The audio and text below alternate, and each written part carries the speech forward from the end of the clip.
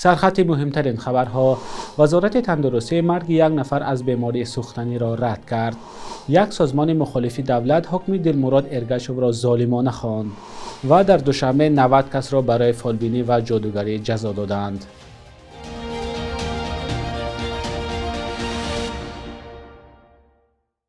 درود بینندگان عزیز، خبرهای آخرین تاجیکستان و جهان را در برنامه نویدی بامدادی تقدیمتان میکنیم. امروز 11 ایار سال 2025 است.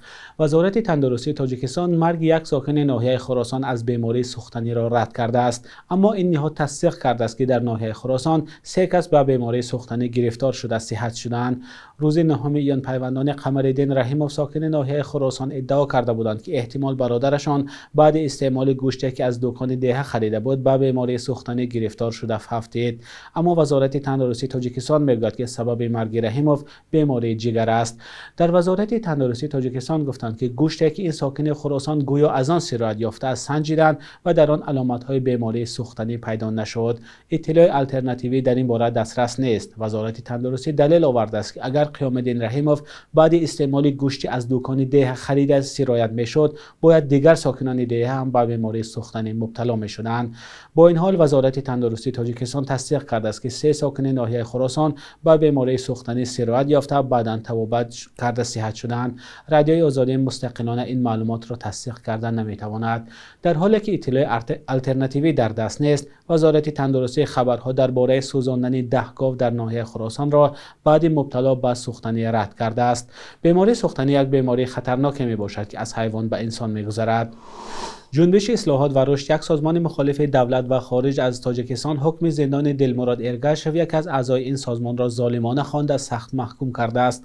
در بیانیه رسمی سازمان که روز 10 ایار نشر شد آمده است او جنایتکار نیست بلکه شخص آزاداندیش فعال جامعه شهروندی است که به طور بی اساس و ظالمانه روانده زندان شده است.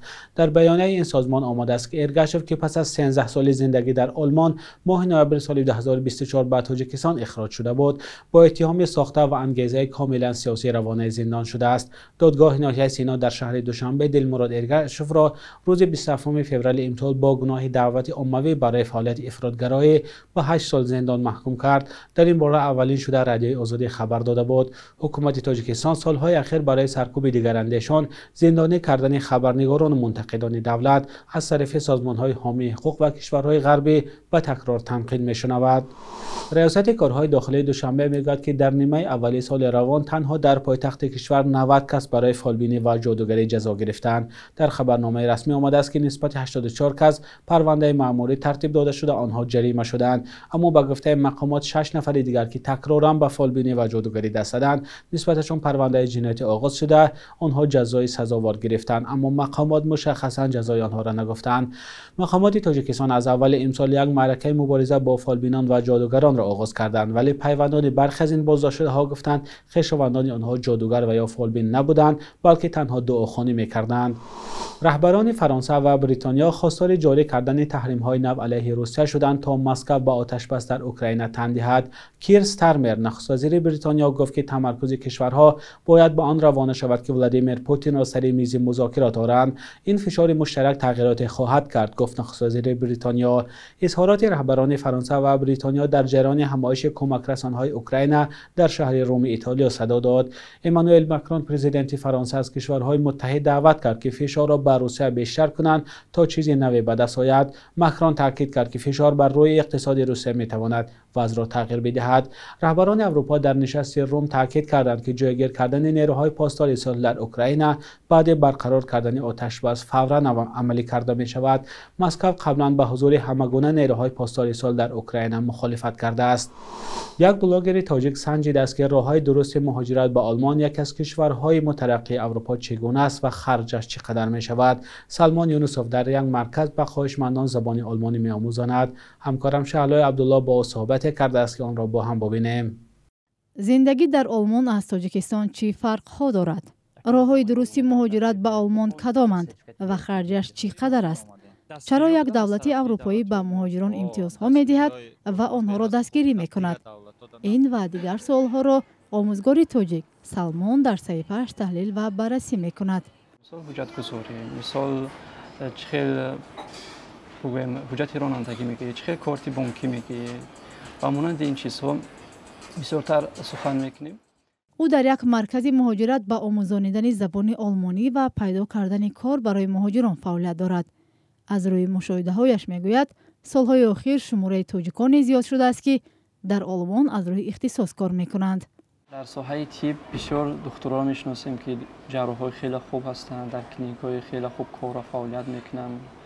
رفته بودیم دیده بودیم. خب در همه ساحات قریب که هستند. البته اگر ما هم نشناسیم مردم خودمون در همه جا موفق هستند. او 6 سال باز در آلمان زندگی میکند. از تجربه خود میگوید سالهای اولی مهاجرت یک نفر به راهنمای ضرورت دارد که تواند به سوالهای به آخرش پاسخ و مشورت دهد. بود راستی یک نفر زنگ میزنه گفت که رقماتون از کسی پیدا کردم.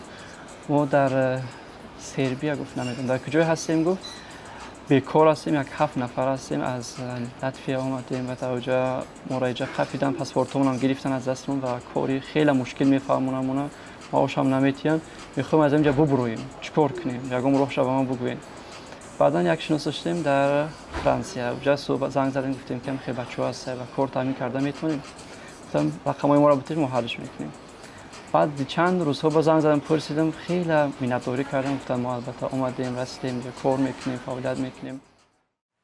با فرق از سالهای پیش به نقل او زندگی در این کشور گرانتر شده است. سبب را او به زیاد شدن شمار مهاجران و پناهندگان در آلمان شرح می‌دهد. به گفته او یگانه چیزی که مهاجران را دلسرد می‌کند کاغذبازی یا بیوروکراتیا در این کشور است. برای یک وقت گرفتن در یک دکتر باشد، خود در بانک باشد، خود در جای پاسپورت گیری باشد، خیلی دیر و دراز دوام می‌کند. از همین سبب مشکل اساسی در اونجا حجت گذاری است. یک کاری که شاید در یک روز حل شود ماه‌ها می‌کشانند و همین چیزایی هست که بسیاری مهاجران را به داد آوردگی است. همه قدر ما شما میفهمیم که همین چیزا دو. این مصاحبه ما از آن نگرانی میکند که سالهای اخیر شماره نفرانی که به دام خلبان میافتند بیشتر شده است. این است که با ما یک نفر ننویسد که ما میخیر شرطنامه را با 1000 یورو یا 1.5 یورو خریداری کردیم، همین حقیقت دارد. ما میگم نه، این چیز حلبکی است، این چیز اساس ندارد. و همین چیزها باور نکنید. کدام نفری که میگم شما را کار توری میکنم، زبان در کار نیست، نه معاش خوب 3000 و 5000 اگر که بگوید، و این چیزا خواهش میکنیم که تماما باور نکنید که همش فریب و دروغ است. بعد از گرفتن پول از آنها یگان اثری نمیماند. با توجه به زیاد شدن خواهشمندان سفر به آلمان، حالا او نیت دارد در دوشنبه مرکز آموزشی آلمانی را تأسیس دهد. به گفته او آنهایی که با کمی آمادگی و آموزش زبان به این کشور وارد میشوند بیکار نمیمانند. مشکلات مهاجران تاجیک در روسیه سبب شده است که توجه آنها به کشورهای اروپایی از جمله آلمان بالا رود.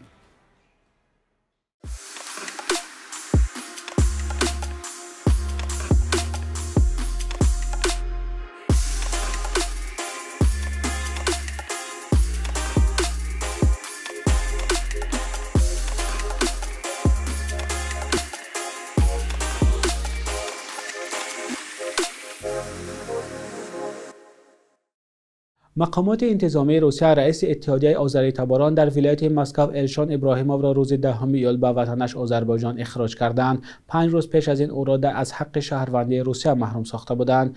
نشریه ازوستیس ویدیوی حضور ابراهیموف در فرودگاه را نشر کرد که آنجا تصدیق میکرد اخراجش به آذربایجان برایش غیر انتظار بود و اندکی ناراحت هم شده است. الشان ابراهیموف تقریبا 30 سال در روسیه زندگی میکرد و از سال 2018 رئیس اتحادیه آذری تباران در ولایت مسکو بود. با گفته تلویزیونی اربک، سبب محروم کردن ابراهیموف از حق شهروندی روسیه عملکردهای او است که برای امنیت ملی روسیه خطر ایجاد میکند. خود ابراهیموف قضیه را شرح نداده گفته است که بعد چند روزی بازگشت به آذربایجان در این باره صحبت میکند.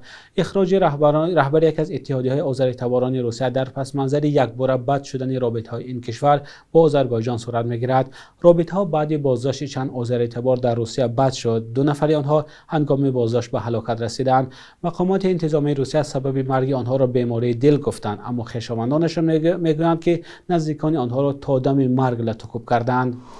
بخش یک روز تاریخ است که مهمترین تحولات تاریخی در روز 11 ایول را فرا میگیرد.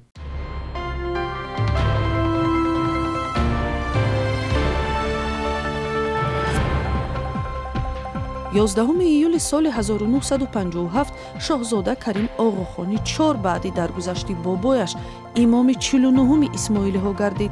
این سرمایه‌دار و از افراد با نفوذ جهانی پیشوای 25 میلیون پیروی مذهبی اسماعیلی می باشد که 200,000 نفرشان در تاجیکستان به سر میبرند. از سال 1992 همکاری بنیاد آقاخان با تاجیکستان شروع شد. طبق بعضی معلومات سال حدوداً 70 میلیون دلار به طرح‌های معارف و رشد سرمایه گذاری میکند. با یک تشبس سازمان ملل متحد از سال 1987 هر سال 11 ایول روز نفوس شماری تجلیل می شود که به خاطر هشدار از افزایش اهالی جهان تأسیس شده است. در سیاره نزدیک 8 میلیارد نفر زندگی می کند و مشکلات مثل گرمشوی اقلیم، نبود آب و غذا، جنگ و نزاع‌ها تنش و ضدیت ها را بیشتر می کند. تاجیکستان هم به گروه کشورهای داخل می شود که اهالیش با سرعت زیاد می شود. 11 ایول سال 2005 در سن 66 سالگی سیاستمدار دموکرات و آزادیخواه اصل‌الدین صاحب نظرов درگذشت.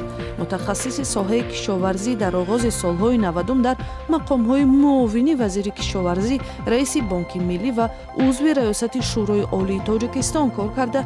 در انتخابات پرزیدنتی سال 1991 نامزد به مقام معاون پرزیدنت در تیم دولت خدا نظرов بود. خود او گفته است که دستیابی به جامعه آزاد و مدنی و نظام دموکراتی از آرمان‌های همیشگی‌اش بود. شبانه روز اخیر قرب روبل روسی و هم دلار آمریکایی در بانک تجارتی تاجیکستان به تغییر بود. صبح امروز در بانک تجارتی کشور 1000 روبل روسی به 123 سوم برابر است 100 دلار آمریکایی باشد تا 965 سوم ارزش دارد. قرب رسمی بانک ملی تاجیکستان برای 11 ایول چنین تعیین شده است.